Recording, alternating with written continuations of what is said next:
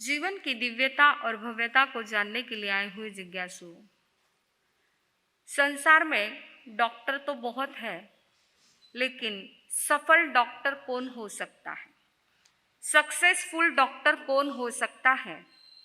जो दर्दी को पहचानता है, उसकी बीमारी का बराबर डायग्नोसिस कर लेता है और उस बीमारी के ऊपर निश्चित औषधि जानता है, उसका बराबर इलाज करता है, वही एक सफल डॉक्टर बन सकता है।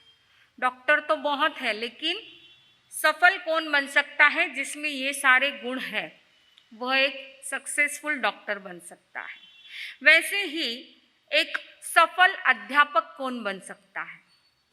संसार में टीचर भी बहुत है, पढ़ाने वाले बहुत है, लेकिन सफल टीचर कौन बन सकता है? उसके लिए भी यही बात बताई है कि जो विद्यार्थी को जानता है, उसकी रुचि किसमें है यह जानता है, उसकी क्षमता कितनी है, कैपेसिटी कितनी है उसकी, वो कितना ग्रहण कर सकता है, ये जानकर के उसी प्रकार से वो पढ़ाता है, उसके लिए मेहनत करता है, वह एक सफल अध्यापक कहलाता है।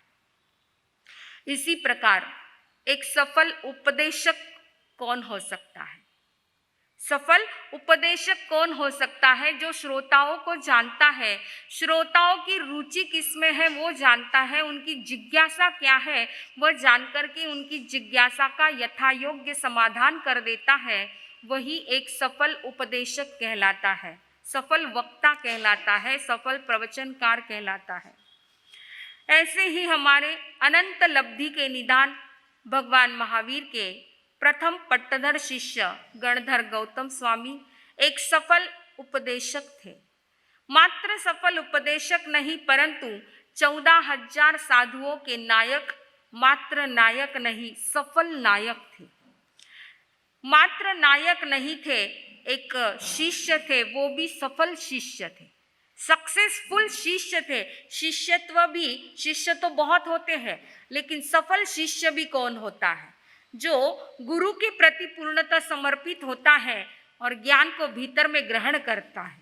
हर 8 याम जो है ज्ञान प्राप्ति के लिए जो उद्यम करता है और उसी प्रकार जिसका जीवन आचरण होता है, वह एक सफल शिष्य कहलाता है। तो ऐसे सफल शिष्य, सफल नायक, सफल उपदेशक थे हमारे गणधर गौतम स्वामी, जिन्होंने सम्राट श्रेणी की जिज्ञासा को शांत करने के लिए और समस्त जो भी श्रोतागण वहां पर उपस्थित थे, जिज्ञासु थे, उन जिज्ञासुओं की जिज्ञासा का समाधान करने के लिए श्रीपाल कथानक का वर्णन किया, जो नवपद की महिमा बताता है। कल हमने सुना चंपा नगरी, जहां पर सिंहरथ राजा राज्य करते हैं, महारानी कमल प्रभा, दोनों का जीवन बहुत ही सुखपूर्वक, आनंद पूर्वक बीत रहा था। सब कुछ था, परंतु संतान नहीं थी। संतान के बिना घर सूना था। लेकिन राजा और रानी दोनों को धर्म सत्ता और कर्म सत्ता पर विश्वास था कि हमारे देव योग में होगा, हमारे उदय में होगा, हमारी पुण्यवानी का योग होगा तो जरूर मिलेगा। परंतु उसके लिए उन्होंने बाह्य कोई भी उपचार नहीं किए और पुण्यवानी का उदय हुआ और एक सुंदर सलोने राजकुमार को महारानी ने जन्म दिया। श्रीपाल, जिसका नाम रखा, 5 वर्ष का श्रीपाल हो चुका है और अचानक एक दिन सिंहरथ राजा की मृत्यु हो जाती है उदरशूल की तीव्र वेदना के कारण। चारों तरफ दुख का वातावरण छाया हुआ है। महारानी कमल प्रभा के ऊपर तो बहुत बड़ा दुखों का पहाड़ टूट पड़ा है कि भगवान ने बरसों के बाद तो खुशियां दी और वो खुशियां भी कुछ ही क्षणों में छीन ली है। अब कैसे होगा? ये जिंदगी कैसे बीतेगी? ये जिंदगी कैसे बीतेगी? जिंदगी एक पहेली है, कभी दुश्मन तो कभी सहेली है। जिंदगी एक पहेली है, कभी दुश्मन तो कभी सहेली है। छूकर देखा तो महफिल है यारा, अपनी अपनी जगह अकेली है। छूकर देखा तो महफिल है यारा, अपनी अपनी जगह अकेली है। ये जिंदगी एक ऐसी पहेली है, अनबूझ पहेली है। अगर किसी की सुलझ गई तो सुलझ गई, वरना इसको सुलझाने में पूरी जिंदगी लग जाती है। पेड़ के धराशायी होने से जैसे सारे पंछी दुखी हो जाते हैं, उसी प्रकार चंपा नगरी का वातावरण है। राजा सिंहरथ की मृत्यु के पश्चात सारी नगरी शोक के सागर में डूबी हुई है। महारानी कमल प्रभा, जिसके दुखों का हम वर्णन भी नहीं कर सकते हैं, ऐसे चारों तरफ दुख का उदासी भरा वातावरण छाया हुआ है। लेकिन इन सब में एक व्यक्ति ऐसा है जो अपने सपनों को साकार करने के लिए योजना बना रहा है। वह कोई और नहीं था, राजा सिंहरथ का सगा छोटा भाई वीर दमन, जो अपने सपनों को साकार कर रहा है। मन में राज्य की लिप्सा है, राज्य लिप्सा ने उसको अंधा बना दिया है। आंख बंद करता है तो राज सिंहासन दिखता है और आंख खोलता है तो राज सिंहासन दिख रहा है। बस कैसे भी हो ये राज सिंहासन मुझे मिलना चाहिए, इसके लिए वो प्रयत्नशील है।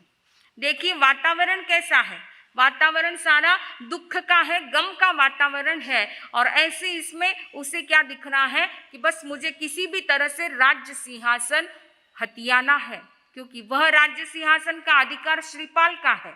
लेकिन श्रीपाल अभी छोटा है तो ये राज सिंहासन मुझे ही चाहिए, इस पर मेरा ही हक है। इस प्रकार वह एक राज्य लिप्सा, एक लालच से ग्रसित हो चुका है। और देखिए सत्ता और संपत्ति का नशा ऐसा होता है कि इसमें यदि सगा बाप भी विरोध करता है ना, तो वो भी कांटे की तरह लगने लगता है, वो भी दुश्मन की तरह लगने लगता है। इतिहास में देख लीजिए ना कैसे कैसे उदाहरण है। अरे कोणिक ने क्या किया था, अपने ही सगे बाप को जेल में डाला। औरंगजेब ने क्या किया था, उसने भी यही काम किया था। पिता मुझे राज्य नहीं देंगे, इस डर से उन्होंने अपने पिता को खुद ही जेल में डाल दिया और ऊपर से इतने जुल्म ढाते गए। तृष्णा बड़ी भयंकर चीज है। जब ये तृष्णा जाग जाती है भीतर में, तो व्यक्ति को सामने कुछ भी दिखाई नहीं, न संबंध दिखते, न रिश्ते दिखते, ना मानवता दिखती, कुछ भी दिखाई नहीं देता है। बस उसे जो पाना है तो पाना ही है।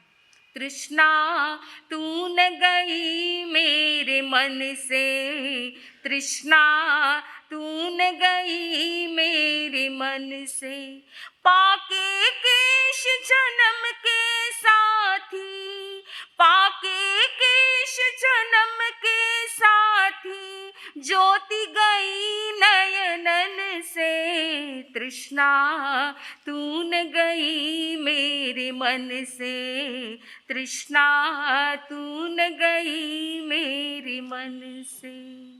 तृष्णा बड़ी भयंकर चीज है। वीर दमन को श्रीपाल एक कांटे की तरह नजर आ रहा है और उसकी योजना बन रही है। अकेला नहीं है, कई साथी भी उसको इस योजना को बनाने में सहयोग दे रहे हैं। देखिए संसार ऐसा है जहाँ दिन है तो रात भी है, कुछ अच्छे लोग हैं तो बुरे लोगों की भी कमी इस संसार में नहीं है। ऐसे कुछ बुरे लोग मिल गए जो थोड़े से लालच के खातिर आज उस वीर दमन को साथ दे रहे हैं गलत काम करने के लिए। उसको उकसा रहे हैं कि वीर दमन तुम सही सोच रहे हो, यह राज्य सिंहासन पर अधिकार तो तुम्हारा ही है। देखिए ऐसे ऐसे लोग भी इस संसार में है। इसीलिए तो कहा है इस देश को दुश्मनों से नहीं गद्दारों से खतरा है। इस देश को दुश्मनों से नहीं गद्दारों से खतरा है। खजाने को चोरों से नहीं पहरेदारों से खतरा है। खजाने को चोरों से नहीं पहरेदारों से खतरा है। ऐसे ही बस लालच में आकर के उसी मंत्रिमंडल के कुछ सदस्य जो है वीर दमन की पार्टी में मिल गए और योजना शुरू हो चुकी है। योजना बन रही है कि श्रीपाल को किसी भी तरह से खत्म कर देना है। इस श्रीपाल को खत्म कर देना है। गुप्त मंत्रणा चल रही है और वीर दमन उन साथियों से कह रहा है, एक कमरे में अलग जाकर के उनकी योजना बन रही है। वीर दमन कह रहा है कि आज श्रीपाल भले ही छोटा है लेकिन मेरी जिंदगी के रास्ते का कांटा है। इस कांटे को यदि अभी नहीं उखाड़ दूं तो आगे चल कर के ये कांटा मेरी पूरी जिंदगी के रास्ते को कांटों से भर देगा। इसके लिए इसको किस पद्धति से खत्म करना है, कैसे खत्म करना है, योजना बन रही है। देखिए यह एक समय था, वीर दमन श्रीपाल का सगा चाचा था और यह समय था कि उसको महारानी कमल प्रभा को सांत्वना देनी चाहिए थी, उनके दुख में थोड़ा सहानुभूति दिखानी चाहिए थी और श्रीपाल की जिंदगी का पालन पोषण उसको संस्कारित करना, उसको राज्य के योग्य बनाना, राजा के योग्य बनाना, यह जिम्मेदारी लेने का कार्य वीरदमन का था। परंतु क्या कर रहा है, वो उसी को खत्म करने की योजना बना रहा है। इधर महारानी कमल प्रभा को विश्वास था कि कोई बात नहीं, श्रीपाल के पिता चले गए लेकिन उसके चाचा है, उसकी जिम्मेदारी जरूर लेंगे, उसको सुरक्षित और संस्कारित करेंगे, उसको विश्वास था। लेकिन बस यही बात होती है, जब हम किसी पर अत्यंत विश्वास कर लेते हैं ना, तो विश्वास का घात हुए बिना रहता नहीं है। इसीलिए कहा है, दूरी अधिक वही मिलती है जो अधिक पास होता है। दूरी अधिक वही मिलती है जो अधिक पास होता है। सार अधिक वहाँ मिलता है जहाँ संन्यास होता है। नहीं मिलता है धोखा अक्सर हमें दुश्मनों के बीच में, नहीं मिलता है धोखा अक्सर हमें दुश्मनों के बीच में। हम धोखा वही खाते हैं जहाँ विश्वास होता है, हम धोखा वही खाते हैं जहाँ विश्वास होता है। इसलिए किस पर कितना विश्वास करना, ये भी हमें थोड़ा सा सोच समझ करके कदम उठाना चाहिए। कई बार होता है, हम अपने घर की कुछ विशेष बात किसी को बता देते हैं और उस व्यक्ति के पेट में टिकते नहीं, वो और किसी को बता देता है, जहाँ नहीं बताना है वहाँ बता देता है और फिर हम परेशानी में आ जाते हैं। इसलिए भगवान ने बताया है कि गंभीर बनिए, गंभीर बनिए। हर बात हर किसी को बताने के जैसी नहीं होती है। विश्वास की कसौटी पर उनको कसिए और फिर बाद में अपना दिल उनके पास में खोलिए। तो यहाँ पर भी ऐसा ही हुआ है। महारानी कमल प्रभा को विश्वास था अपने देवर के ऊपर, लेकिन देवर ने ही घात करने की योजना बना ली है। योजना चल रही है, गुप्त चर्चा चल रही है और चलते चलते देखिए मंत्री मती सागर जो था उसने ये गुप्त चर्चा सुन ली है। कहते हैं मारने वाले की अपेक्षा बचाने वाले के हाथ लंबे होते हैं। और मंत्री मती सागर ने जैसे ही इस गुप्त चर्चा को सुन लिया, तब रानी के हितैषी मंत्री मती सागर ने तुरंत जाकर के महारानी कमल प्रभा के पास जाकर के ये सूचना दे दी है कि महारानी जी, श्रीपाल को, उसकी जान को बहुत बड़ा खतरा है। इस प्रकार की गुप्त यंत्रणा यहाँ पर जो है चल रही है।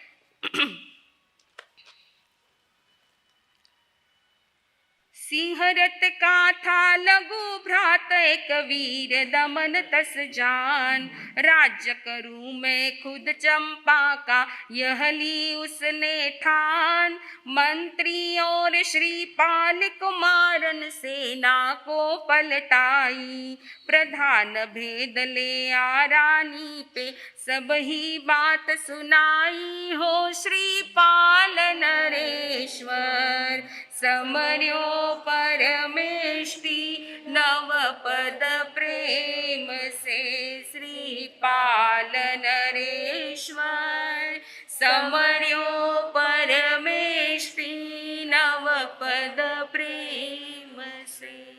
मंत्री मती सागर ने महारानी कमल प्रभा को यह सूचना दी है और कहा कि बस कैसे भी हो आप रातों रात श्रीपाल को लेकर के चंपा से बहुत दूर चली जाइए, इसके जीवन की सुरक्षा करना बहुत जरूरी है। यह सुनकर के महारानी कमल प्रभा को बहुत बड़ा शौक लगा कि क्या कह रहे हो मंत्री तुम, ऐसा नहीं हो सकता है, मेरे छोटे भाई के समान मेरे देवर है, इतना अच्छा व्यवहार मेरे साथ में उनका है और वो इस प्रकार सोच सकते हैं, नहीं ये नहीं हो सकता है। महारानी शोक कर रही है। देखिए आज भी धरती पर ऐसे कई किस्से बनते हैं। अभी तो आरती की आग ठंडी नहीं होती, इधर बंटवारे की बातें शुरू हो जाती है, इधर बंटवारे की बातें शुरू हो जाती है। ये संसार की स्थिति बड़ी विचित्र है। मंत्री मती सागर कमल प्रभा को समझा रहे हैं कि महारानी ये शोक करने का समय नहीं, बातें करने का समय नहीं है, बस आप जितनी जल्दी हो सके फटाफट यहाँ से श्रीपाल को लेकर के रवाना हो जाइए, क्योंकि ये समय बड़ा विकट है, समय निकल जाएगा, ये भी समय आया है तो निकल जाएगा। जैसे ही समय निकल जाएगा श्रीपाल बड़े हो जाएंगे तो अपने आप इस राज सिंहासन की शोभा फिर से बढ़ाएंगे, परंतु इस समय इनकी सुरक्षा करना बहुत जरूरी है। इसलिए आप विचार मत कीजिए और तुरंत रातों रात निकल जाइए। और देखिए महारानी कमल प्रभा ने अपना मन पक्का बना लिया है कि बस मंत्री ने कहा है तो बात सत्य है, कानों से देखी आंखों से सुनी हुई बात सत्य है। और महारानी कमल प्रभा रातों रात श्रीपाल को अपने गोद में लेकर के वहां से निकल गई है। आधी रात को राजमहल से महारानी श्रीपाल के साथ निकल पड़ी है। मंत्री मतिसागर उनको छोड़ने के लिए राज्य की सीमा तक पहुंचते हैं। आगे महारानी को अकेले चलना है। रात का समय है और जंगल के रास्ते में महारानी अपने छोटे बेटे को लेकर के जा रही है। विचार चल रहा है कि जिंदगी भी कैसी है। इस जिंदगी के बेल पर सभी अंगूर खट्टे नहीं होते, कुछ मीठे भी होते हैं और कुछ खट्टे भी होते हैं।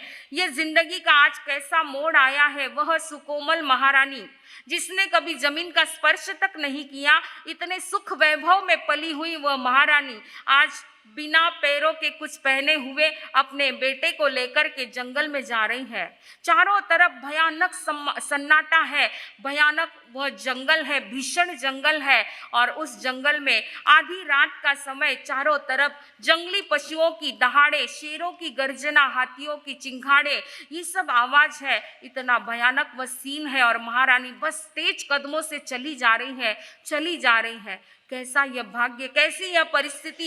एक समय था एक को आवाज लगाए तो 10 व्यक्ति दौड़ कर के आते थे पूछने के लिए कि क्या जरूरत है। और आज 10 आवाज लगाए तो एक भी सुनने वाला कोई नहीं है।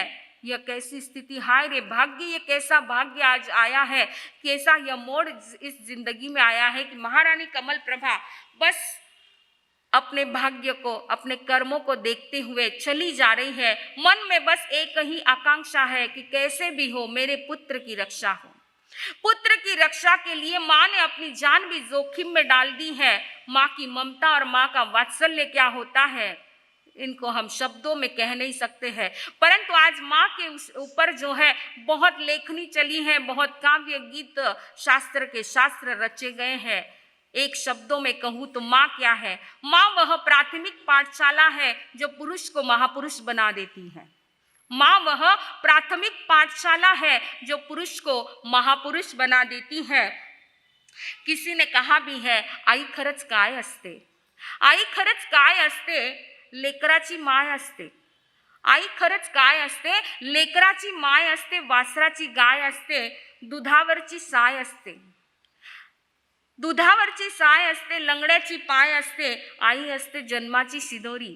आई असते जन्माची शिदोरी, सरतही नाही आणि उरतही नाही, सरतही नाही आणि उरतही नाही। तुझ्या कुशीत जन्म भाग्याला नाही जोड, तुझ्या कुशीत जन्म भाग्याला नाही जोड। आई ग आई तुझी माया पेड्याहुनी गोड, आई ग आई तुझी माया पेड्याहुनी गोड। किती साचवावे मनी क्षणे हे सुखाचे, शिकावे ग शब्द आई तुझी या मुखाचे। किती तरी तू मजला करशील मारे झोड, किती तरी तू मजला करशील मारे झोड। आई ग आई तुझी माया पेड्याहुनी गोड, आई ग आई तुझी माया पेड्याहुनी गोड। आईची कथा काय वर्णवावी। एक छोटा सा किस्सा याद आ रहा है। मुंबई का अंकित नाम का एक लड़का जिसने खुद ने यह घटना लिखी थी। वह अंकित 9th क्लास में पढ़ रहा था। परीक्षा चल रही थी और स्टडी करने के लिए अपने फ्रेंड के घर जा रहा है। माँ से उसने कहा, मम्मी मैं फ्रेंड के घर पढ़ाई करने के लिए जा रहा हूँ, 1 घंटे में वापस लौट आऊँगा। माँ को ये कहकर के वो अंकित अपने फ्रेंड के घर गया। पढ़ाई कर रहे हैं और उनके घर के एग्जैक्ट सामने क्रिकेट का ग्राउंड था और बच्चे क्रिकेट खेल रहे हैं। अब आप सोचिए, पढ़ाई में मन लगने वाला था क्या? इधर पढ़ाई कर रहे हैं, सामने क्रिकेट खेल रहे हैं। कौन बच्चा स्थिर और शांति से पढ़ाई में मन लगाकर पढ़ाई कर सकता है? दोनों के दोनों पढ़ाई छोड़ करके खेलने के लिए ग्राउंड पर पहुंच गए। क्रिकेट खेल रहे हैं। अब खेल में समय का पता चलता नहीं है। 1 घंटे से 1.5 घंटा हो गया, अंकित अभी तक घर नहीं आया। माँ उसको ढूंढते ढूंढते बराबर ग्राउंड पर पहुंच गई। थोड़ा सा चित्र सामने लाइए। 9वीं और 10वीं के बच्चे हैं, क्रिकेट खेल रहे हैं सभी, और माँ ग्राउंड पर पहुंच गई बिल्कुल दुर्गा का रूप लेकर के। बिल्कुल दुर्गा का रूप लेकर के पहुंच गई है। अंकित का ध्यान गया, सामने माँ खड़ी है और आंखें बड़ी है। माँ की आंखें बड़ी है। अंकित थोड़ा डर गया, नजदीक आकर थोड़ा गुस्से में आकर के भी माँ से कहता है, मम्मी तुम्हें यहाँ आने की क्या जरूरत थी? तुम्हें यहाँ आने की जरूरत क्या थी? मैं आने ही वाला था, बोल करके गया था आ जाऊंगा। तब मम्मी ने सिर्फ छोटा सा प्रश्न पूछा, तुझे पता है ना कल तेरा पेपर है? बोले हाँ पता है मम्मी, मैथ्स का ही तो पेपर है, और मैथ्स के पेपर में वैसे बहुत ज़्यादा मेहनत करने की ज़रूरत नहीं है, मेरी वैसे भी पढ़ाई हो चुकी है। और फिर मम्मी थोड़ा सा खेल लिया तो क्या फ़र्क पड़ता है? अरे मैं इस उम्र में नहीं खेलूंगा तो क्या आपकी उम्र में खेलूंगा क्या? आप भी मम्मी थोड़ा सा कॉम्प्रोमाइज़ नहीं करती हो? इस प्रकार उस अंकित ने मम्मी के सामने जब ये अंतिम 2 वाक्य बोले तो उस मम्मी ने जो जवाब दिया, बहुत सही जवाब दिया, बहुत सुंदर जवाब दिया। माँ ने कहा, बेटा तू कहता है मैं इस उम्र में नहीं खेलूंगा तो तुम्हारी उम्र में खेलूंगा क्या? तो मेरा सवाल यही है कि तुम इस उम्र में पढ़ाई नहीं करोगे तो क्या मेरी उम्र में पढ़ाई करोगे? हाँ, ये पढ़ाई का समय है, ये खेलने का समय नहीं है। मैंने खेलने से मना किया नहीं, परंतु तुम्हारा पेपर है इसलिए बात चल रही है। और बेटा तू मुझे घर से क्या बोल करके गया था? मम्मी 1 घंटे में लौट आऊंगा। 1.5 घंटा, 1.25-2 घंटा हो गए हैं, तू झूठ बोलने लगा है। इस प्रकार यदि अभी से तेरी ये झूठ बोलने की आदत पड़ गई, आगे तू कॉलेज में जाएगा, दोस्तों के संग कहीं घूमेगा, बोलेगा कुछ और कहीं और जाएगा, मैं तेरा भविष्य अंधकार में देखना नहीं चाहती हूँ। इसलिए अभी से ये आदत नहीं चाहिए, झूठ बोलने की आदत नहीं चाहिए। पढ़ाई का बोल करके गया है और गया खेलने के लिए। ये गलत आदत यदि अभी से लग गई तो आगे ये गलत आदत बहुत भयानक स्वरूप ले सकती है। इसलिए अभी से इसको कंट्रोल करना बहुत ज़रूरी है। अंकित, मैं तेरा भविष्य अंधकार में देखना नहीं चाहती हूँ। अंकित समझ गया, माँ की बात समझ में आ गई है, गले उतर गई है और मम्मी से सॉरी कहा है उसने। इसलिए याद रखना, ऐसे कभी कभी गुस्से का स्वरूप, दुर्गा का स्वरूप लेने वाली माँ हिटलर नहीं होती है, हितकर होती है। मैंने एक बार भी पहले कहा था, माँ हिटलर ऐसे कभी कभी जब डांटती है, कभी हाथ भी उठ जाता है माँ का, कभी उसको बंद करके भी रखती, कभी बांध करके भी रखती है, लेकिन वह हिटलर नहीं होती है, वह हितकर होती है। उसको मात्र हमारे हित की चिंता होती है कि हम एक अच्छे इंसान बने, हमारे भीतर के सद्गुणों का विकास हो, यही उसका एक लक्ष्य होता है। इसलिए कभी कभी उसको ऐसे कदम भी उठाने पड़ते हैं। तो कोई बात नहीं, माँ कभी कितीतरी तू मजला करशील मारे झोड, आई ग आई तुझी माया पेड्याहुनी गोड। आई के ऊपर, माँ के ऊपर तो जितना बोले उतना कम है। और भी कुछ घटनाएं हैं जो बहुत ही हार्ट टच घटनाएं हैं, पर हमारी घड़ी 9:30 बजने आ गए हैं। अवसर रहा तो इस विषय को हम कल और देखेंगे। बोलिए भगवान महावीर स्वामी की।